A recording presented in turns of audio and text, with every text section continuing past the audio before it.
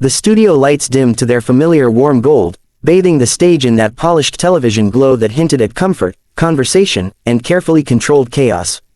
The theme music faded, applause swelled, and the cameras panned across the cheering audience before landing on the day's special guest. When Michael J. Fox stepped out from behind the curtain, the reaction was immediate, an eruption of admiration, nostalgia, and pure affection.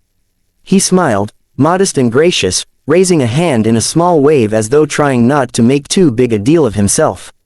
But his presence alone carried weight, history, hope, and the kind of lived wisdom very few people ever truly earn. He reached the table, the hosts greeting him with their usual mix of professionalism and personal flair. Whoopi leaned across, clasping his hand warmly. Sarah beamed, clearly excited. Sunny offered a tidy, respectful nod. And then there was Joy Behar, leaning back with that trademark mischievous grin that could mean anything, light-hearted teasing or a storm about to roll in. Michael took his seat, adjusting himself carefully, steadying hands that trembled but never faltered in purpose. Whoopi opened the conversation with warmth. "Michael, we are so happy to have you here today. Truly, you look wonderful." Michael chuckled softly, humility tucked into every syllable. "Thanks, Whoopi, it's always good to be here.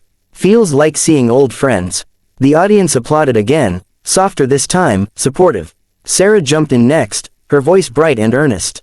"You've been incredibly open lately about the ups and downs of your health. People say your honesty has given them so much strength. You've really changed lives." Michael nodded, leaning back in his chair. "Well, we all have something we're wrestling with, right? Mine just happens to be visible.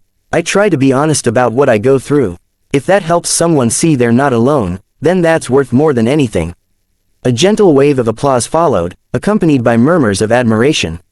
Even Sunny, often reserved in her reactions, offered a look of genuine appreciation. The energy in the studio felt calm, steady, connected. And then Joy shifted in her seat.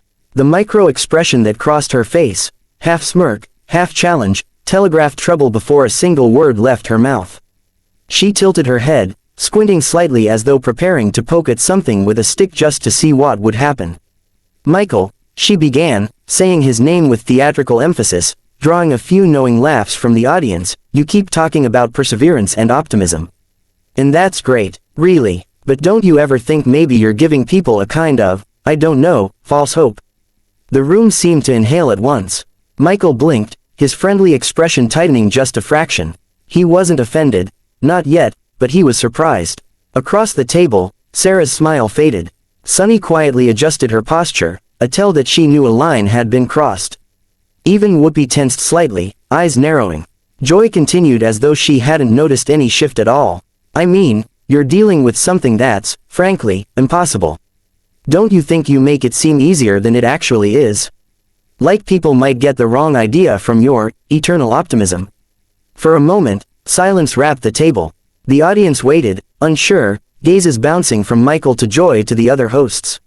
Michael inhaled slowly, visibly steadying himself. When he finally spoke, his voice carried none of Joy's flippancy. It was calm, deliberate, and deeply sincere. "Joy," he said gently, "nothing about my life is easy. Nothing I talk about is easy. I've never pretended otherwise, but hope isn't a lie." Joy shrugged, unbothered. "Well, I'm just saying we should be realistic. Life doesn't always have a happy ending. That's all." Michael tilted his head slightly, studying her like someone trying to identify whether a wound was intentional or simply careless. His tremor became secondary, irrelevant, overshadowed completely by the intensity beginning to build behind his eyes. "I know life isn't a happy ending machine," he said, his tone firming. "I wake up every morning reminded of reality. But the moment you start telling people they shouldn't hope, that's the moment you're taking something vital from them." He leaned forward, elbows resting lightly on the table, his gaze steady and piercing. "Hope isn't pretending everything is fine. It's choosing to believe that even on the worst days, something is still possible. If my story helps someone find one more reason not to quit, that's not lying. That's giving them a lifeline." The audience erupted in applause, some nodding, others murmuring, "That's right," under their breath. Whoopi looked relieved. Sarah's eyes shone with respect. Sunny pressed her lips together, suppressing a small smile of agreement. But Joy, instead of absorbing the moment, smirked.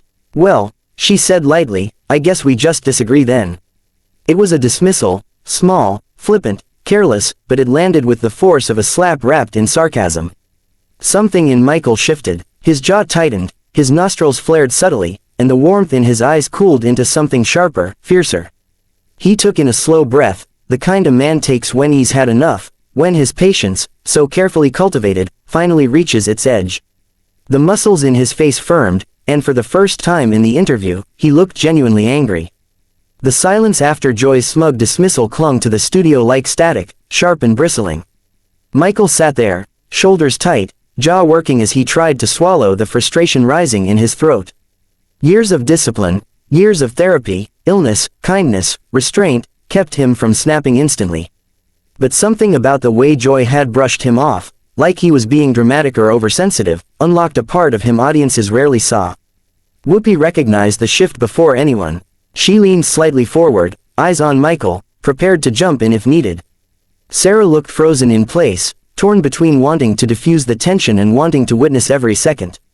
Sunny crossed her arms, watching Joy with open disapproval, and the audience sat in perfect stillness, that anticipatory hush that meant everyone knew the moment was about to tilt. Michael let out a controlled exhale. "Joy," he said slowly, "you don't get to decide what hope is worth to someone living a hard life." Joy blinked, taken aback by his tone. "I'm just making conversation." "No," he cut in, his voice low but ringing with authority. "You're minimizing what people go through.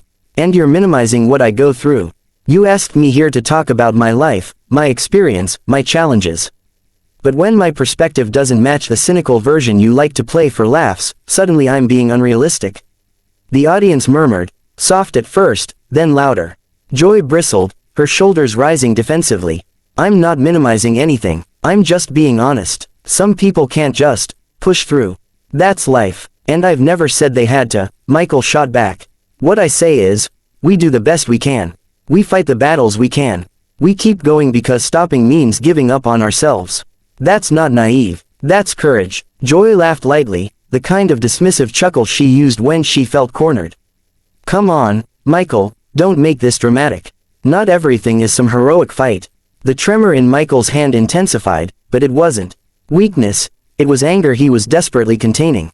He placed both palms firmly on the table, steadying himself. "You know what's dramatic," he said, eyes locked on hers. "Living with something that tries to take pieces of you every day, and refusing to let it win." The audience erupted in applause, loud, long, emotional. Michael didn't look away from Joy, and Joy, for the first time, seemed unsure of how to respond. Her bravado wavered. He continued, voice softening but gaining an undeniable power. "For you, this is a show. A segment, a moment that will trend on social media for a few hours. But for me, this is my life. And for the millions of people watching who struggle with chronic illness, disability, pain, this is their life too. They don't need you telling them their hope is foolish." Joy swallowed hard, the confidence draining from her posture. Michael sat back slightly, but his gaze stayed intense. "You asked me if I give people false hope. Let me tell you something. I give people honest hope. It's not about promising miracles, it's about promising that they matter. That their fight matters. That they aren't broken or weak because life handed them something difficult." A few audience members stood, clapping. Sarah nodded so vigorously it was visible on camera. Sunny's jaw tightened with approval. Whoopi leaned back, arms folded, expression reading, "You earned this moment, Michael. Don't hold back." Joy, cornered, tried to regain footing. "I didn't mean it personally, Michael. You're taking my question too seriously."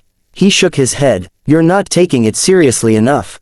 The audience reacted with a collective, "Ooh," the tension shifting, cracking.